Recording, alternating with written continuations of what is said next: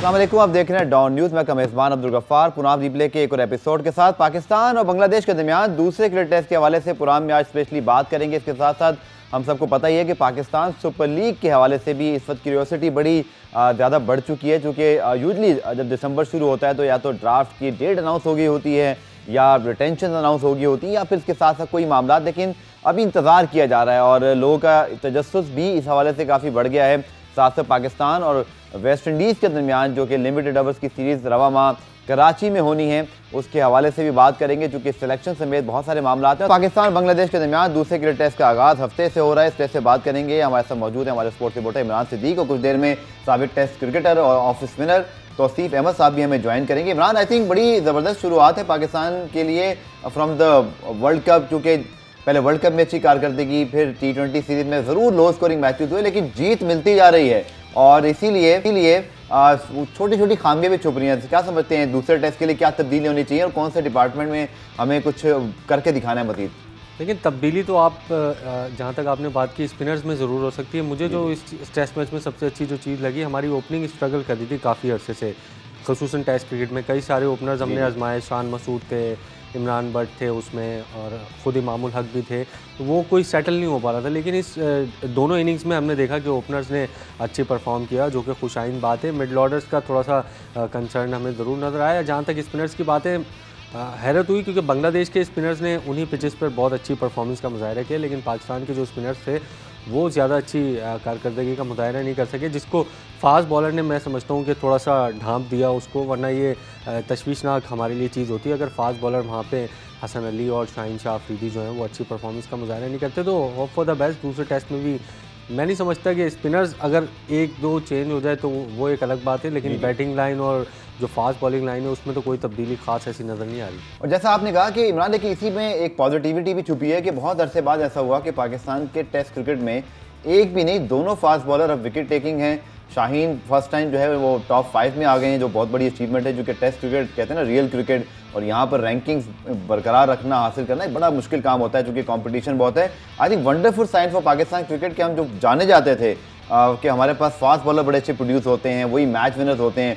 So it's a very great sign for Pakistan cricket कि हमारे पास ऐसे दोनों फास्ट बॉलर जो अभी यंग भी हैं, they can easily play for next इंशाल्लाह 8 to 10 ईयर्स या 5+ ईयर्स। तो great sign for Pakistan cricket future, क्योंकि ये फास्ट बॉलर जब आप कभी जाएंगे आउटसाइड पाकिस्तान तो ये बड़ा पाकिस्तान को एक बूस्ट मिलेगा, क्योंकि हमें ऐसे बॉलर्स की कमी थी कि जो इतनी कंसिस्टेंसी से टेस्ट क्रिकेट में परफॉर्म करें। देखें, बिल्कुल बहुत बड़ा क्रेडिट जाता है, क्योंकि इन्होंने जहां परफॉर्म किया है दोनों ने, पहले तो इनकी अगर हम बात करें साल में जो टॉप विकेट टेकर हैं उसमें तीनों में हसन अली और शाहीन शाह अफरीदी में, पहले अश्विन फिर शाहीन है और फिर हसन अली है, बहुत अच्छा साइन है। बांग्लादेश में इन्होंने विकेट ली, जाके यूजुअली फास्ट बॉलर इतनी विकेट नहीं लेता। पाकिस्तान में विकेट ली जहाँ स्पिनर्स का किरदार होता है। यूएई में इन्होंने अच्छी विकेट्स ली, तो एक बेहतरीन जो है दोनों का एक। मजीद बात करता हूँ, तौसीफ अहमद साहब ने भी हमें ज्वाइन किया। तौसीफ भाई बहुत बहुत शुक्रिया ज्वाइन करने के लिए। आपसे तो ज़रूर जानना चाहेंगे कि जो हमारे स्पिनर्स अच्छी कारकर्दगी नहीं दिखा सके, जो कि ऑब्वियसली बांग्लादेश के स्पिनर्स के मुकाबले में भी कोई अच्छी कारकर्दगी नहीं थी, आपके ख्याल में क्या वजह थी? और इस टेस्ट मैच में जैसे इमरान ने कहा कि हमारे फास्ट बॉलर्स ने खिलाफ तवक्को इन विकेट्स पर बहुत ही अच्छी कारकर्दगी दिखाई, वरना मुश्किल हो सकती थी।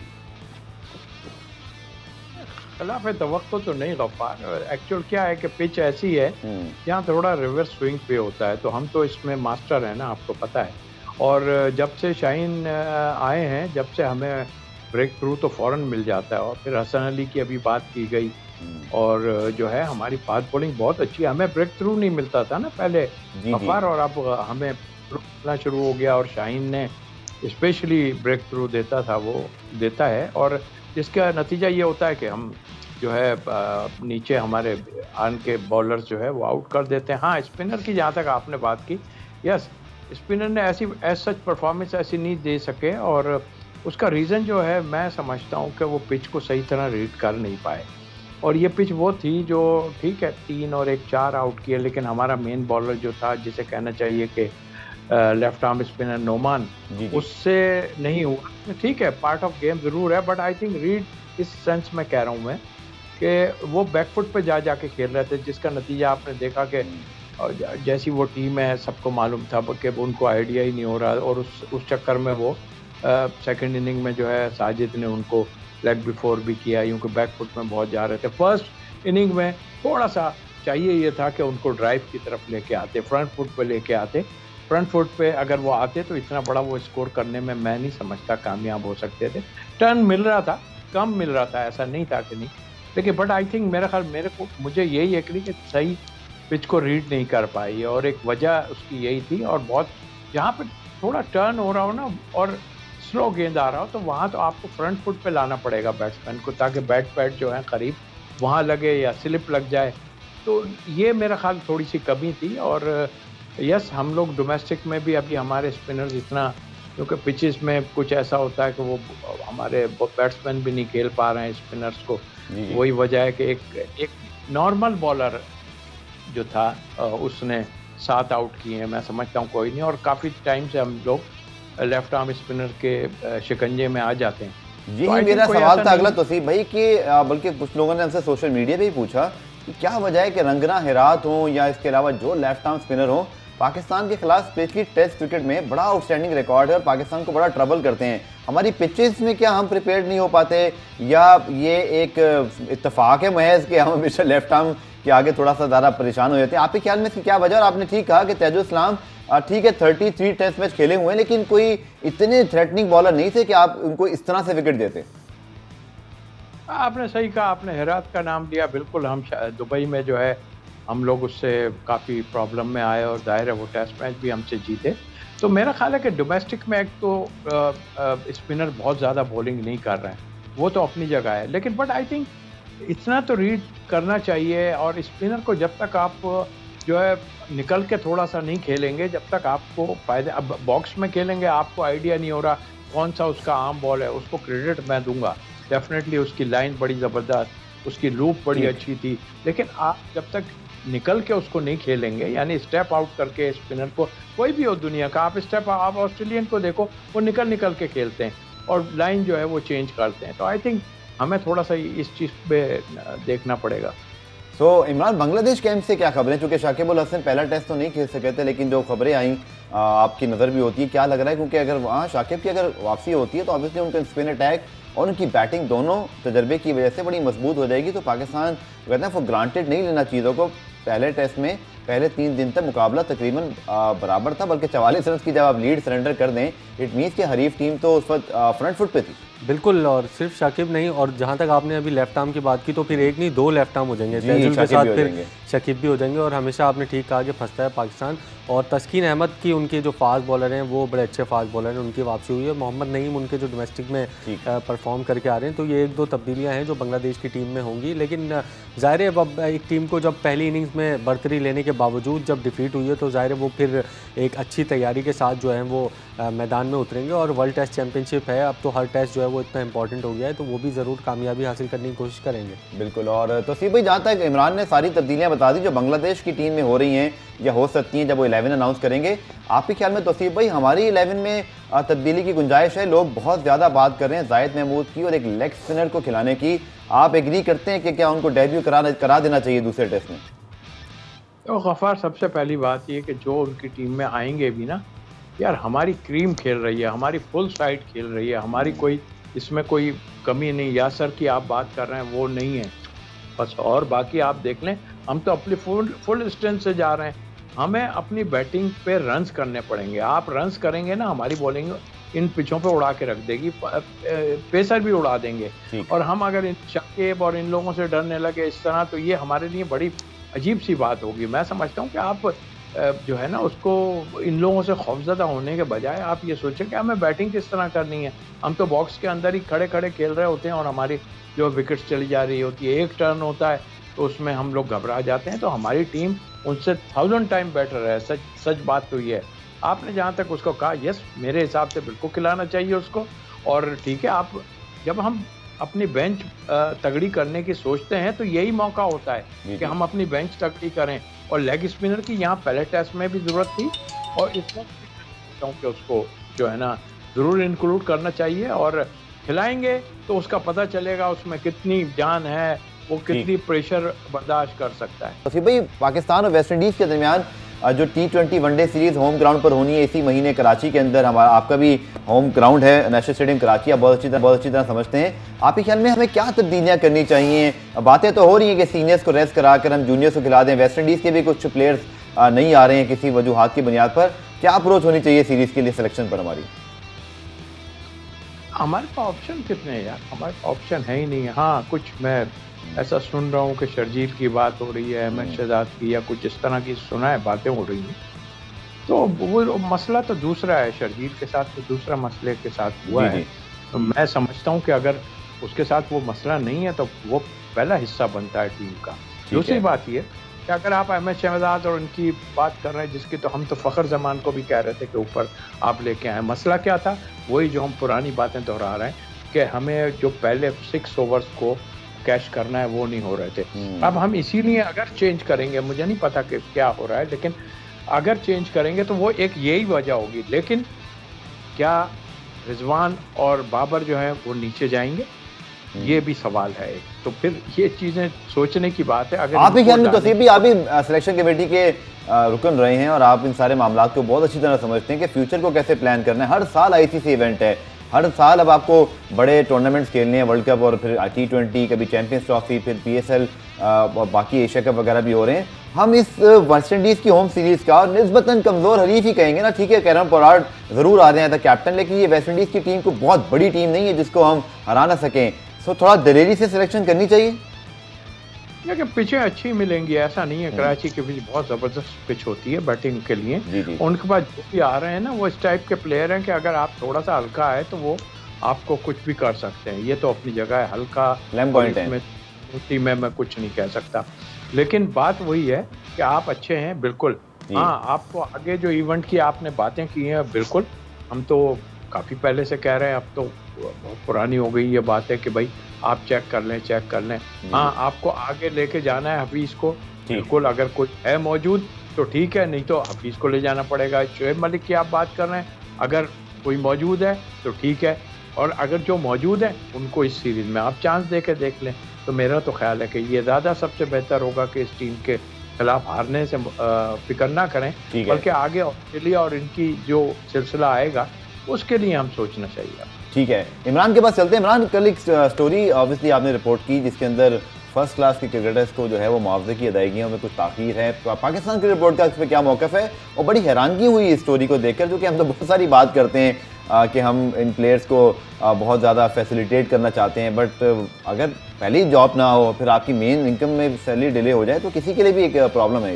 क्या कहते हैं? ये पहली बार नहीं हुआ, पिछले साल भी खबरें चलानी पड़ी थी, जिसके बाद पाकिस्तान क्रिकेट बोर्ड ने 4 माह के बाद प्लेयर्स को जो है वो सैलरीज दी थी। और अब रमीज़ राजा आए तो उन्होंने सबसे पहले डोमेस्टिक के खिलाड़ियों के लिए ऐलान किए, 100% जो है वो तनख्वाहें बढ़ाने का ऐलान किया, लेकिन जो सैलरीज हैं वो अभी तक मिली नहीं। अगस्त के बाद से कहा ये जा रहे खिलाड़ियों की जानिब से शिकायतें मौसूल हो रही हैं कि जो सैलरी उन्हें नहीं मिली। तो पाकिस्तान क्रिकेट बोर्ड से बिल्कुल, जब स्टोरी ये हमारे सामने आई तो पाकिस्तान क्रिकेट बोर्ड से भी हमने रब्ता किया, तो उन्होंने कोई ऐसा कोई कन्विंस तो ना कर सके, लेकिन उनका ये कहना था कि इस हफ्ते ये प्रोसेस में है सैलरीज, और इसी हफ्ते जो है वो खिलाड़ियों को रिलीज़ कर दी जाएगी। सवाल ये है कि आप ये बार बार हो क्यों रहा है? पिछली मरतबा भी 3 से 4 माह डोमेस्टिक सीजन में लेट हुए, फिर अभी दोबारा हुए। तो एक आप एक जो प्रोसेस है उसको प्रोसेस को थोड़ा सा तब्दील करें, और ऐसा नहीं है कि इस प्रोसेस में कोई साल या 2 साल लगने हो। बिल्कुल आपने ठीक है, क्योंकि ये तो सीजन भी है ना, सीजन में मोटिवेशन, छोटा सा काम है। आप सैलरी का प्रोसेस तब्दील करेंगे, खिलाड़ियों को वक्त पे तनख्वाह मिलेगी, और उनका जो कॉन्सेंट्रेट होगा फिर वो टोटली जो है वो क्रिकेट के ऊपर होगा। ठीक है, तौसीफ भाई, क्विकली आपसे आखिरी सवाल कि आपको हैरत हुई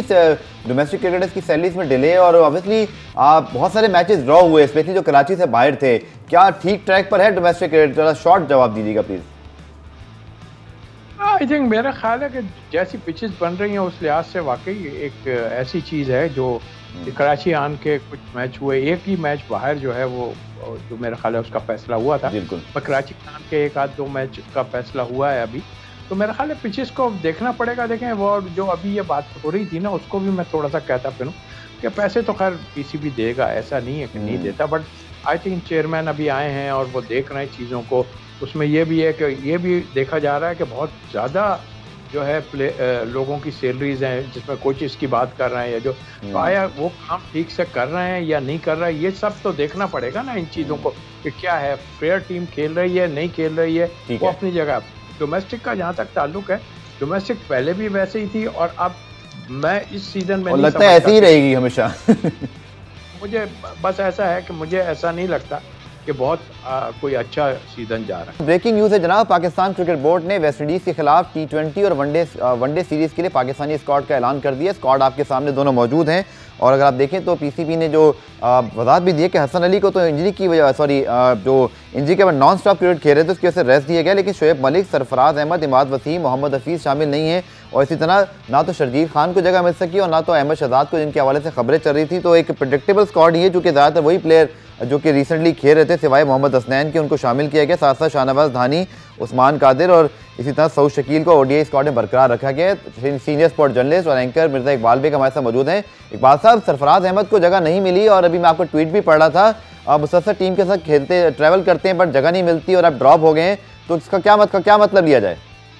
बिल्कुल अब्दुल गफ्फार, मुझे लग रहा है क्योंकि अब सरफराज अहमद का जो इंटरनेशनल कैरियर जो 18 नवंबर 2007 को शुरू हुआ था जयपुर में भारत के खिलाफ, जब कामरान अकमल मुकम्मल तौर से फिट नहीं थे और फिर उसके 3 साल के बाद सरफराज ने 2010 में पहला टेस्ट खेला और अगले बरस 22 मई को वो 35 साल के हो जाएंगे और उनको ट्रैवल कराते रहे। साउथ अफ्रीका ले गए, जिम्बाब्वे ले गए, वेस्ट इंडीज ले गए, इंग्लैंड ले गए, बांग्लादेश ले गए और बांग्लादेश में 22 नवंबर को आपको पता है उनका आखिरी T20 खेला था। तो मुझे अब लग रहा है कि सरफराज अहमद का क्रिकेट कैरियर जो है वो अपने इख्तिताम को पहुंचा।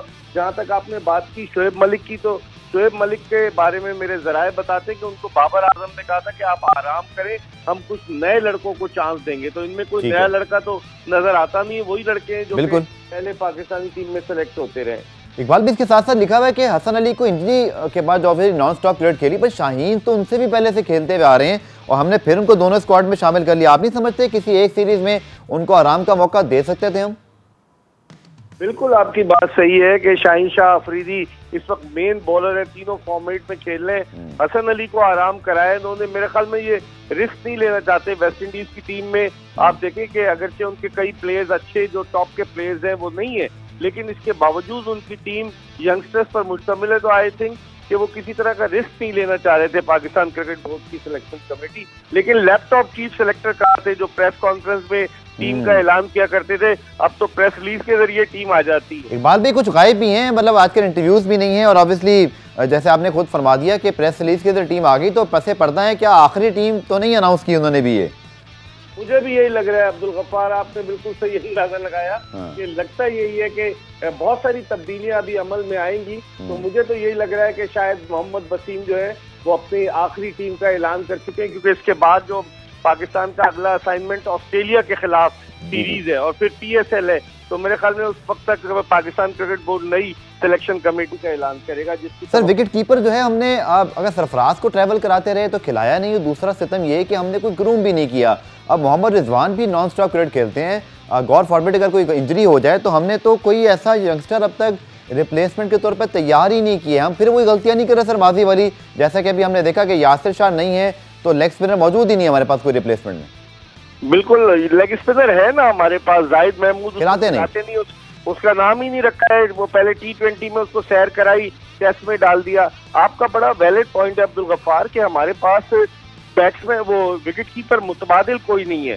रोहेल नजीर है, इससे पहले आपको याद होगा कि एक सीरीज पे इन्होंने ऐलान कर दिया था न्यूजीलैंड के खिलाफ पेशावर के विकेट कीपर का कि वो विकेट कीपर होगा, जिसमें बड़ी तनकीद हुई थी। शायद उसका नाम मोहम्मद हसन है, मोहम्मद हारिस, मोहम्मद हारिस। जी जी। तो इसका मतलब ये हुआ कि पाकिस्तान क्रिकेट बोर्ड की सिलेक्शन कमेटी में तसलसल नहीं है। पहले ऐसे ही ऐलान कर दिया था, अब वो उसके साथ किसी को रखना नहीं चाहते। समझ में नहीं आ रहा। आप देखते हैं इस सीरीज में तो पाकिस्तान स्ट्रॉन्ग जो है वो नजर आएगा, लेकिन इसके बाद ऑस्ट्रेलिया के खिलाफ जो होम सीरीज होगी उसमें क्या करते हैं ये देखना पड़ेगा। बिल्कुल, बहुत बहुत शुक्रिया इकबाल, मिर्जा इकबाल भाई साहब हमारे साथ मौजूद थे और बिल्कुल कहा कि अगर सरफराज अहमद ट्रैवल करते रहे और नहीं खेला और अब उनको ड्रॉप कर दिया गया और साथ साथ आप उनको होम सीरीज में भी ये नहीं आजमाया जा सकता, तो फिर इसका मतलब ये है कि कहीं ना कहीं सिलेक्टर्स उनके मुतालिक कोई फैसला जो है वो कर चुके हैं। बहरहाल पाकिस्तान का ODI और T20 स्क्वाड आपने भी देखा और पाकिस्तान, अच्छी बात यह है इस सारी सूरत हाल में कि पाकिस्तान और स्पेशली कराची के फैंस को 13 दिसंबर से पाकिस्तान में ही और कराची के नेशनल स्टेडियम में 3 इंटरनेशनल T20 मैचेस और 3 वनडे मैचेस की सीरीज देखने का मौका मिलेगा।